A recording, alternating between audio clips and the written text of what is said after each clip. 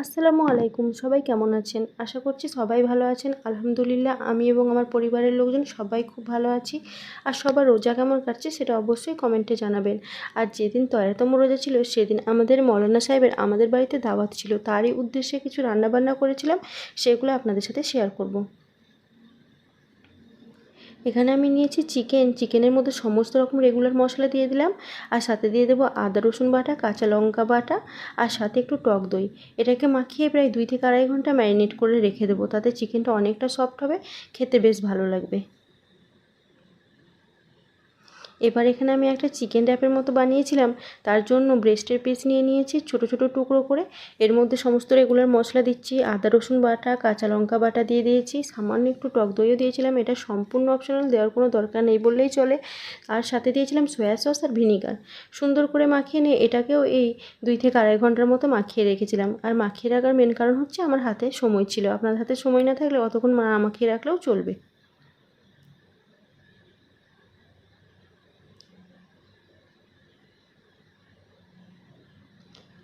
এবার এখানে আমি নিয়ে নিচ্ছি বিফ নেওয়ার পরে এটাকেও আমি সুন্দর করে ম্যারিনেট করে রেখে দেবো। ওই একই পদ্ধতিতে ম্যারিনেট করব, সমস্ত রেগুলার মশলা, আদা রসুন বাটা আর টক দই। আর সাথে এখানে দিয়েছি শুধু এক্সট্রা কাঁচা পেঁয়াজ। এটা দেওয়ার পরেও এটাকে ম্যারিনেট করে রেখে দেবো। তবে এখানে কোনো ভয় পাওয়ার কারণ নেই যে কাঁচা পেঁয়াজ থেকে গন্ধ ছাড়বে, কোনো রকম কোনো গন্ধ এখানে ছাড়বে না।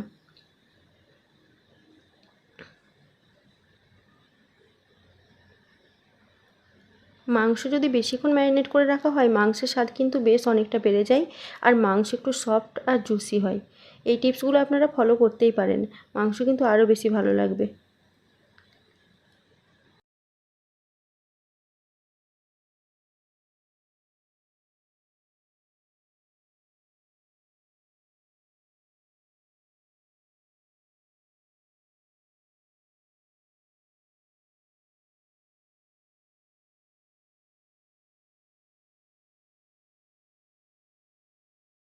সবাই খুব ভালোবাসে, আর এটা আমার মা খুব ভালো বানায়। এখানে মা সব রকমের মশলা দিয়ে দিয়েছে, আর যেহেতু নাড়ু বা টিকিয়া জাতীয় জিনিস তাই মশলার পরিমাণটা বেশ অনেকটা বেশি। দেখছেন একটুখানি মাংসে কতটা পরিমাণে আদা রসুন বাটা দিয়েছে। এরপরে এটা দেওয়ার পরে একটু লঙ্কা বাটাও দেওয়া হবে এর সাথে, আর সাথে পরিমাণ মতো লবণ দেওয়া হবে। আর দেওয়া হবে আর একটা সিক্রেট জিনিস যার জন্য এটা ভালো লাগে, সেটা হলো বেশ অনেকটা পরিমাণ চিনি। এটা দেওয়ার পর এটা মিক্সিতে পিষে রেখে দিলাম, যে কিছুক্ষণ পরে ওটাও রান্না করা হবে। এদিকে আমি এখানে কলা ভাজির জন্য সমস্ত মশলা মাখিয়ে নিচ্ছি। ওই একই পদ্ধতি, আর কতবার বলবো বলুন তো, সেই একইভাবে ম্যারিনেট করে নিচ্ছি, টক দই ছাড়া।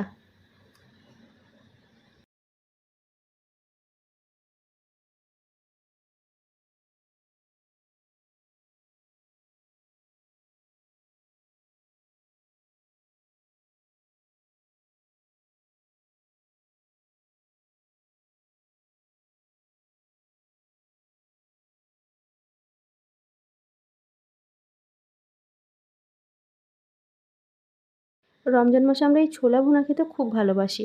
আর তবে এই মটর ডালের চটপটিটা আমি প্রথম বানিয়েছি বাংলাদেশি স্টাইলে, খেতে কিন্তু বেশ ভালো হয়েছিল, আর আমাদের বাড়ির সবাই খুব পছন্দ করেছেন।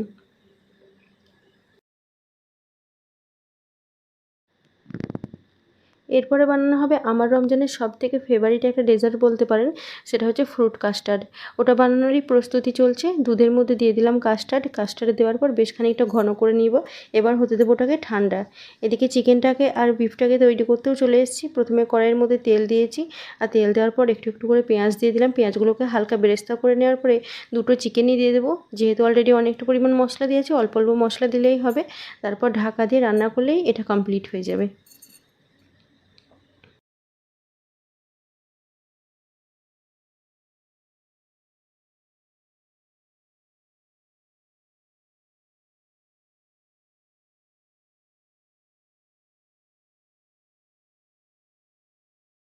সত্যি কথা বলতে এতগুলো রান্না করতে কিন্তু বেশ অনেকটা পরিমাণ সময় লাগছিল, আর আমি সব ক্লিপগুলো নিয়ে উদ্ধার করতে পারিনি অনেকগুলো ক্লিপ বাকি থেকেই গেছে। তবু যতটা পেরেছি আপনাদের সাথে শেয়ার করার চেষ্টা করেছি। ভালো লাগলে অবশ্যই আপনারা যেন আমার চ্যানেলটিকে সাবস্ক্রাইব করবেন আর আমার পাশে থাকবেন। দেখুন এদিকে কলা ভাজিটাও রেডি করে ফেলছি। কলা ভাজি খেতে কিন্তু আমার বেশ ভালো লাগে। ডাল, আলু পোস্ত, বাকি যে রান্নাগুলো আছে সেগুলো মা অলরেডি করে ফেলেছে।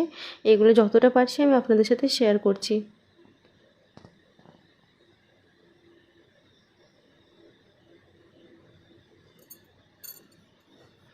এরপরে চিকেন র্যাপটা যেটা বানাবো সেজন্য ইস্টটা আমি গুলে রেখেছিলাম, সেটা একটু অ্যাক্টিভেট হয়ে গেছে। এবার ওটা দিয়ে আমি ময়দা ডোটা বানিয়ে নেব।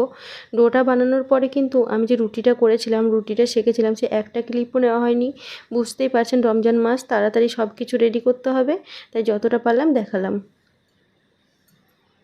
আপনাদেরকে একটা কথা বলি, যখন আপনারা ইস্ট দিয়ে কোনো ডো রেডি করবেন সেটা কিন্তু গরম জায়গাতে রাখবেন, বিশেষ করে এই গ্যাসের পাশে, তাহলে ওটা বেশ ফুলে ডবল হবে। পরে কোনো দিন আপনাদের সাথে শেয়ার করব।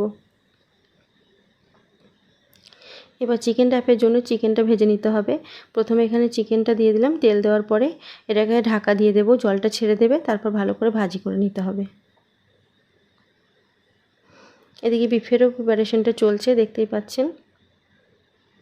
কিন্তু দুঃখের বিষয় আমি সম্পূর্ণ ক্লিপগুলো নিতে পারিনি। এদিকে চিকেনটা শুকিয়ে গেছে, এবার এর মধ্যে চিলি ফ্লেক্স, অরিগানো সব দিয়ে দিলাম, আর সাথে দিয়ে দেবো একটু চিজ। ওটা দেওয়ার পরে ভালো করে নাড়াচাড়া করে ঢাকা দিয়ে রেখে দেবো। যত গরম থাকবে চিজটাও গলে যাবে।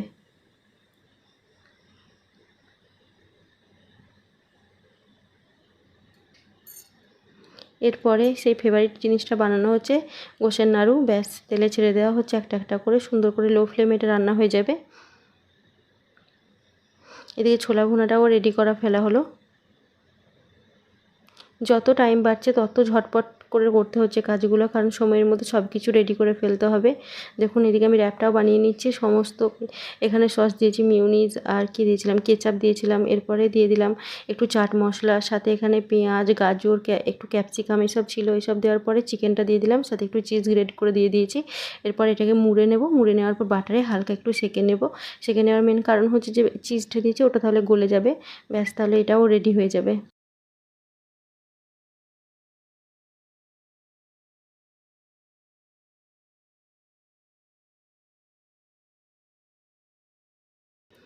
র্যাপগুলো দেখতে কিন্তু বেশ সুন্দর লাগছে, আর খেতেও খুব ভালো লাগছিলো। যখন খাচ্ছিলাম তখনও পর্যন্ত বেশ গরম ছিল। আমি কিন্তু সবগুলো তাওয়া থেকে নামাইনি, আর সবগুলো তো দেখানোও সম্ভব হয়নি, বেশ কটা দেখিয়েছি আপনাদেরকে। এরপরে ফলগুলোকে কেটে নিতে হচ্ছে। আমিও কাটছিলাম, মাও অন্যদিকে কাটছিল। আমি আপনাদেরকে দেখাবো বলে আমি উঁচু জায়গাতে কাটছিলাম, মাও কাটছিল অন্যদিকে।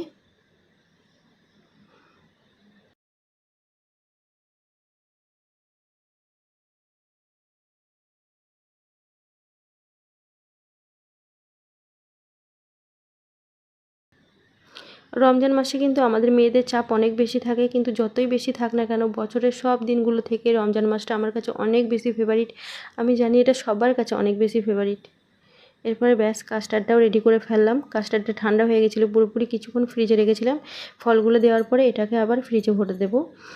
এরপর আমি বানালাম চটপটি। চটপটি বানাতে বেশ অনেক কিছু লাগছিল। এর যে মেন মশলা সেটা হলো ভাজা মশলা আর তেঁতুল। এই দুটো দেওয়ার কারণে এর স্বাদ বেশ অনেক গুণ বেড়েছিল। তবে এর মধ্যে সবাই দেখছিলাম ডিম সিদ্ধ দিয়েছে, আমিও দিয়েছিলাম। তবে আমি এখানে ডিমের কোনো ভূমিকা পাইনি। যাই হোক, পরের বার বানালে একদমই আমি ডিম সিদ্ধ এখানে ব্যবহার করব না। এটাকে বানানোর পরে আমার একটু ড্রাই ড্রাই লাগছিলো, তাই আমি একটু জলও ব্যবহার করেছিলাম। যাই হোক, এটা কিন্তু খেতে দুর্দান্ত হয়েছিল। রেসিপিটা শর্টে দিয়েছি, যদি ভালো লাগে তাহলে আপনারা একবার দেখে আসতে পারেন। যাই হোক, আমরা সময়ের মধ্যে সব কিছু রেডি করতে পেরেছিলাম আলহামদুলিল্লাহ। যদি কোনো ভুল ত্রুটি হয়ে থাকে অবশ্যই সবাই মাফ করে দেবেন, সবাই দোয়া করবেন, আর সবাই খুব ভালো থাকবেন। আর আমার চ্যানেলটিকে সাবস্ক্রাইব করবেন, আমার পাশে থাকবেন।